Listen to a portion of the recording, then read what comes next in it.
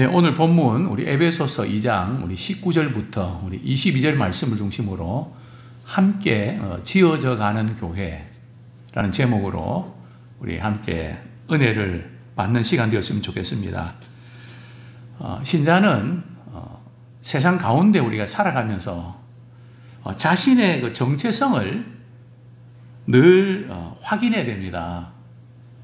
우리 정체성을 확인하는 것은 지금 내가 어떻게 생각하는가, 또 남들이 나를 어떻게 보는가, 거기에 휘둘리면 안 됩니다. 물론 그런 부분들도 우리가 신경을 써야 되지만 그것이 우리의 정체성이 아니고 항상 하나님과의 관계 속에서 우리의 정체성을 찾는 자 되기 원합니다. 그래서 많은 분들이 세상 사람들하고 별로 다를 바가 뭐가 있나, 교회는 다닌다고 하지만 아침에 일어나서 그냥 씻고 직장 가서 일하고 집에 와서 쉬고 또 그냥 TV 좀 보고 그냥 그리고 또 이렇게 또 아침에 일어나고 또 이제 토요일 되면 또 아이들과 또 놀아주고 사람들 만나고 어떻게 보면 교회 다니는 것 외에는 좀 비슷한 것 같은 그런 우리가 생각을 하기 쉬운데요. 물론 우리가 생활은 비슷할 수 있습니다. 그러나 예수 그리스도를 믿는 사람은 신분의 변화가 일어난 것입니다. 우리 이걸 아셔야 돼요. 제가 이전에 공군 장교로 있을 때에 이 장교에 대한 어떤 정체성에 대해서 좀 말씀을 여러 번 드린 적이 있는 것 같습니다. 장교는 어떻게 해야 된다. 군화도 서서 닦아야 된다. 초코파이도 아무리 먹고 싶어도 먹으면 안 된다. 절대로 사병들 앞에서 먹으면 안 된다. 또 길을 걸을 때도 앞으로 15도, 뒤로 45도. 제가 이제 결혼식 때 말이죠. 나갈 때 그렇게 한 거 아닙니까? 지금은 좀 어설프지만은 그때는 아주 좀 그래도 군기가 좀 잡혔을 때입니다. 장교는 이렇게 하면 안 된다. 자, 그런 의식을 말이죠. 심어주니까 제가 제대하고도 한 2년 정도는 말이죠. 그게 배이더라고요. 또 장교는 또 시키잖아요. 김일병, 라면 좀 끓여와. 결혼 생활에도 말이죠. 물 좀 떠와. 자꾸 시키는 거 말이죠. 아마 그랬을 거예요. 손이 없나, 발이 없나. 자기가 떠먹으면 되지. 이게 어떤 그 의식이라는 게 말이죠. 그래서 사람이 어떤 의식을 심어준가에 따라서 그렇게 만들어져 간다는 거죠. 그래서 성경은 우리 신자의 이 정체성이 뭔가 예수 믿는 순간에 세상 사람들하고 똑같이 세상을 살아가지만 우리의 신분의 변화가 일어난다는 사실을 아셔야 됩니다. 어떤 변화일까요? 우리 에베소서 2장 19절 다시 한번 같이 읽겠습니다. 시작. 그러므로 이제부터 너희는 외인도 아니요 나그네도 아니요 오직 성도들과 동일한 시민이요 하나님의 권속이라. 자, 신자는 이중국적을 가지고 살아갑니다. 물론 이중국적이 합법적이냐 여러 가지 많은 논란이 있지만 말이죠. 우리의 시민권은 어디 있습니까? 하늘에 있습니다. 그리고 또 우리는 대한민국 국민으로 주민등록증을 이렇게 발급받아서 이 나라의 대한민국의 시민입니다. 주민입니다. 자, 오늘 바울은 에베소 교인들에게 그때와 이제를 비교하면서 이제 너희는 외인도 아니다. 외인이 뭘까요? 외인은 외국인입니다. 이 외국인이라는 것은 이방인이라는 거죠. 유대인의 기준에서 볼 때는 이방인을 외인이라 그럽니다. 우리하고 다른, 그다음 나그네도 아니다. 그저 마음을 정하지 못하고 그냥 붕 떠 있는 그런 어쩌면 오늘날 번역하면 난민이라고 볼 수 있겠죠. 참 난민의 신분이 얼마나 참 불안합니까? 그죠? 법적인 그 권리나 혜택도 누리지 못하고 보호도 받지 못하고 이제는 그렇지 않다는 거죠. 어떻게 신분이 바뀌었을까요? 오직 성도들과 동일한 시민이요. 즉 예수를 믿는 사람들은 하나님의 자녀란 말이죠. 또 하나님의 백성이라는 겁니다. 유대인이든 이방인이든 우리는 하나님의 백성이다. 즉 하나님께서 우리를 말이죠. 아들로 입양을 시킨 겁니다. 또 우리는 어떤 신분의 변화가 일어났습니까? 우리는 하나님의 권속이다. 권속이 뭘까요? 하나님의 가족이라는 뜻입니다. 교회는 하나님의 가족들이 모인 공동체입니다. 각자 성격도 다르고 다 다르지만은 믿음 안에서 하나님의 대가족입니다. 그래서 우리 항상 우리가 서로를 대할 때에 남이 아니라 우리 그리스도 안에서 가족이라는 거죠. 예수님 말씀하셨죠. 그 어머니와 이렇게 형제들이 예수님을 찾았을 때 좀 그들의 입장에서 섭섭할 수 있는데요. 누가 내 형제요, 자매요, 모친이냐? 진정한 형제와 자매와 모친은 누구라고요? 아버지 뜻대로 행하는 사람입니다. 사실 그렇습니다. 우리 장로님, 권사님, 우리 집사님 사실은 친척들보다 형제들보다 우리는 더 자주 만나잖아요. 그렇지 않습니까? 우리 형제들 몇 번 만납니까? 뭐 결혼식 때 한번 누구 결혼했다 뭐 그러면 한 번씩 가고 누가 돌아가셨다 그러면 또 한 번 만나고.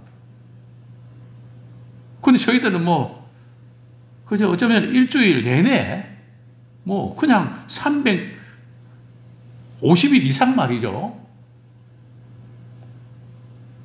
계속 만나는 참 하나님의 가족이다. 이 하나님의 가족입니다. 참 이 신분의 변화가 일어났죠. 그래서 우리가 믿는 사람들은 어디 가도 그분이 예수 믿는다 그러면 가깝고 그냥 좋습니다.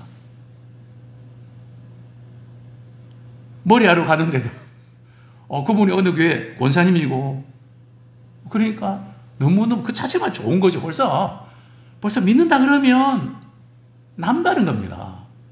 외국인이든 할 것 없이 말이죠. 어린아이든 뭐 할 것 없이 제가 교회 다니고 예수 믿는다 그러면 다릅니다. 그죠?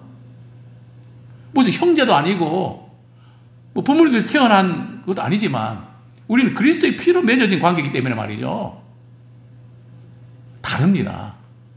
왜요? 우리는 그리스도 안에서 신분의 변화가 일어났기 때문에 그렇습니다. 그래서 우리는 신앙생활 할 때 우리가 외인처럼 나그네처럼 신앙생활하면 안 됩니다. 뭐 그런 이야기 있죠. 뜨레기같이 신앙생활 하지 말라고.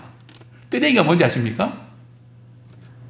소속도 없고 관심도 없고 그냥 예배만 드리고 그냥 은혜 받고 신앙생활은 절대 나 혼자 은혜 받고 즐기고 그러고 돌아가는 게 아닙니다. 왜 그런지 조금 이따가 말씀드리겠는데요. 우리는 하나님의 가족이기 때문에 그렇습니다. 가족은 서로의 기분도 우리가 돌아보고 또 마음 상할 때도 들어주고 의도를 알아주는 게 가족이잖아요. 다른 분들은 의도 몰라서 오해하지만 우리 가족들은 의도를 아니까 다 이해가 되잖아요. 하나님의 권속이다. 자, 그 다음에 두 번째로 우리의 정체성 또 우리 참 교회의 진정한 의미가 뭘까요? 20절 말씀 같이 읽겠습니다. 시작. 너희는 사도들과 선자의 터 위에 세우심을 입은 자라. 그리스도 예수께서 친히 모퉁이 돌이 되셨느니라. 자, 교회는 어떤 곳일까요? 신자들이 모인 교회는 어떤 곳일까요? 교회는 서로 위로받고 사랑받는 그런 것이 필요합니다. 그러나 그것이 교회의 핵심이 아니라는 거죠. 뭐 누가 무슨 말해서 섭섭하고 마음 상하고 뭐 그래서 기분 나쁠 수는 있지만 그 부분은 우리가 패스를 해야 됩니다. 왜요? 교회의 그 기초, 교회의 중심이 뭔가 하면 교회는 사도들과 선지자의 터 위에 세워졌습니다. 이 사도들과 선지자들의 터 위에 세워졌다는 무슨 뜻일까요? 사도들과 선지자들의 신앙 고백 위에, 즉 진리 위에 세워진 교회라. 그러니까 교회는 진리 위에 세워진 곳이기 때문에 항상 진리 그 자체가 중요합니다.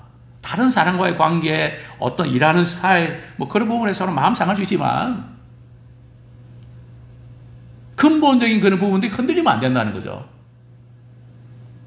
또 교회의 중심은 누가 되어야 될까요? 목회자입니까? 성도들입니까? 직분자입니까? 오늘 보면 누가 모퉁이 돌이라고요? 그리스도 예수께서 친히 모퉁이 돌이 되셨느니라. 자, 모퉁이 돌, 우리 건축을 하다 보면 기초 돌이죠. 모퉁이 돌이 되게 중요합니다. 모퉁이 돌은 이 두 벽을 말이죠, 지탱시켜주는 힘이 있습니다. 그러니까 우리 교회가 지탱하는 힘은 예수 그리스도가 되어야 되지 행사가 되면 안 됩니다. 더구나 먹는 것이 되어서는 안 되고요. 물론 교회에서 우리가 먹는 것, 교제차는 대단히 중요합니다. 뭐 행사하고 프로그램도 때는 필요합니다. 접촉점으로. 그러나 교회를 진정으로 잇는 것은 바로 그리스도가 교회의 중심이시고 그분이 모퉁이 돌이 됩니다. 유대인이든 이방인이든 그래서 결합시키는 그 힘은 나도 주님을 사랑하고 또 그도 주님을 사랑하고 그래서 주님의 사랑 안에 서로 이렇게 연결되어야 됩니다. 모퉁이 돌이 빠져버리거나 모퉁이 돌이 흔들리면 교회는 힘을 쓰지 못하게 됩니다. 자, 21절 교회가 어떻게 하면 든든히 세워져 갈 수 있을까? 함께 지어져 갈 수 있을까요? 우리 21절 말씀 우리 같이 한번 읽겠습니다. 시작. 그의 안에서 건물마다 서로 연결하여 주 안에서 성전이 되어가고. 참 모퉁이 돌 대신 우리 예수님 교회 중심이 되어야 되지만 뿐만 아니라 그리스도 안에서 말이죠, 건물마다 서로 연결하여. 여기서 이 건물이라는 표현이 말이죠, 뭐 예수 그리스도 그 모퉁이 되시고 또 다른 무슨 건물이 있나 뭐 이런 의미가 아니고요. 그리스도의 몸된 교회 전체 그 교회가 서로 세워져 가려면 모퉁이 돌 중심으로 해서 말이죠, 서로 벽돌이 서로 다 연결되어야 된다는 거죠. 연결되는 부분들이 약하면 그 건물은 무너집니다. 지금 뭐 아파트 짓고 말이죠, 지금 뭐 무너지고 지금 뭐 요즘 성수대교인가요? 거기가 조금 지금 위험하다, 그런 안전진단 결과가 나오지 않았습니까? 뭐 시멘트하고 말이죠, 모래 뭐 비율이 말이죠, 제대로 지금 안 돼서 제대로 굳어야 되는데 뭐 그래서 지금 상당히 좀 위험하다. 근데 뭐 당국에서는 말이죠, 뭐 위험하지 않다. 그런데 전문가들은 조금 견해가 다른 것 같습니다. 어떤 서로 철근, 모든 연결되는 부분들이 같이 튼튼해야 되거든요. 그래서 교회는 중요한 것은, 교회에서 제일 중요한 것은 서로 연결돼야 됩니다. 그래서 소그룹이 되게 중요하죠. 서로에 대한 관심이 되게 중요합니다. 저희 교회에서는 코로나 때 이렇게 뭐 작은 부분이지만 함께 나누고 섬기고 또 베풀고 참 얼마나 외롭고 내가 코로나에 다 걸리다니 참 마음 얼마나 상합니까? 그죠? 또 그냥 속상한 교회 못 나가니까. 그죠? 참 얼마나 그 마음이 무겁습니까? 그럴 때 참 격려해주고 위로해주는 연결되는 그런 곳이 바로 교회라는 것이죠. 서로 연결하여. 그래서 신앙은 나만 신앙생활 잘하는 게 아닙니다. 교회는 교회 전체 지체들이 공통적으로 말이죠. 서로 좋아져야 함께 신앙이 자라는 겁니다. 마치 아이들이 태 안에서 자라날 때 어느 한 부위만 자라나는 게 아니라 아주 골고루 이렇게 전체적으로 자라나거든요. 그래서 전체적으로 이렇게 분위기나 모든 부분에서 함께 연결되는. 그래서 정말 중요한 것은 링크입니다. 저는 축구를 좋아하니까 말이죠. 때로는 이제 손흥민 선수가 손흥민 선수죠. 그죠? 예? 손흥민.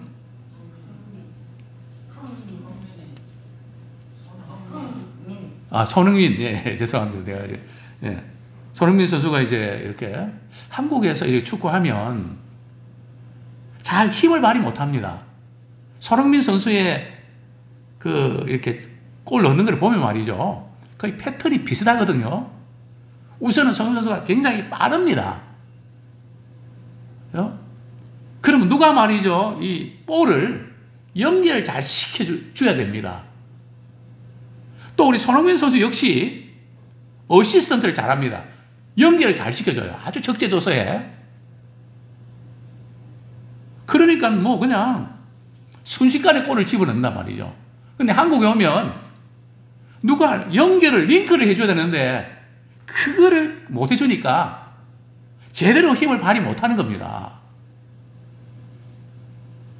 지금 그 팀에 콤비가 있지 않습니까? 정말 잘 띄워주더라고요. 마찬가지입니다.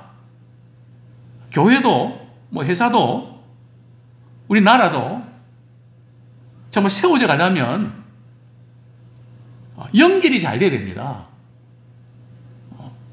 연결이 잘 될 때, 각자 주어진 그런 부분에서 연결이 잘 될 때 건강한 교회로 아주 성공적인 회사로 우리가 만들어져 갈 수가 있는 것입니다. 오늘 성경도 이렇게 말씀하고 있습니다. 주 안에서 성전이 되어가고, 성전이 되어가고, 여기 성전은 지성소고요. 하나님이 임재하시는 곳입니다. 정말 중요한 것은 서로 우리가 연결되는 것 중요하고요. 무엇보다 우리는 인간적인 인맥이 아니라 하나님의 임재하신 가운데 그리스도 안에서 교제하면서 그렇게 연결되어야 됩니다. 그렇게 될 때에 하나님의 교회는 든든히 세워져 나가죠.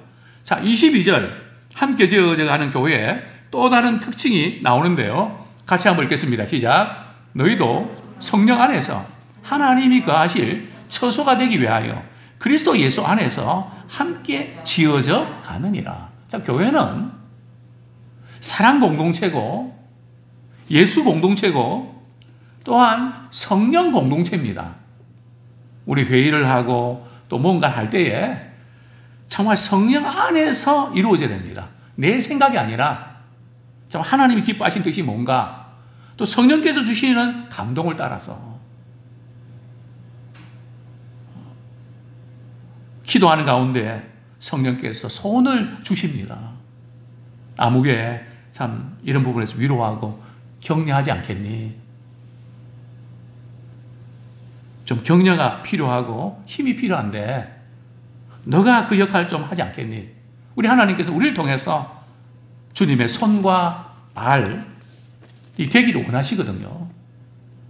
그러면 우리 기도하는 가운데 성령께서 소원 주시면 또 우리는 거기에 대해서 반응합니다.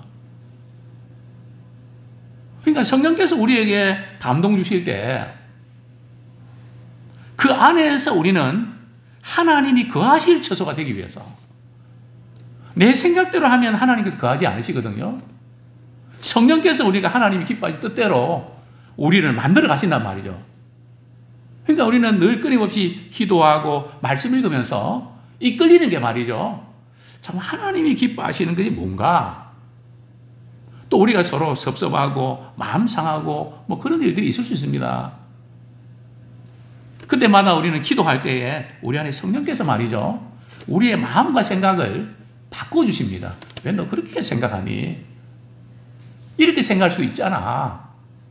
또 말씀이 떠오르게 하시고 그러면서 우리를 고치는 능력.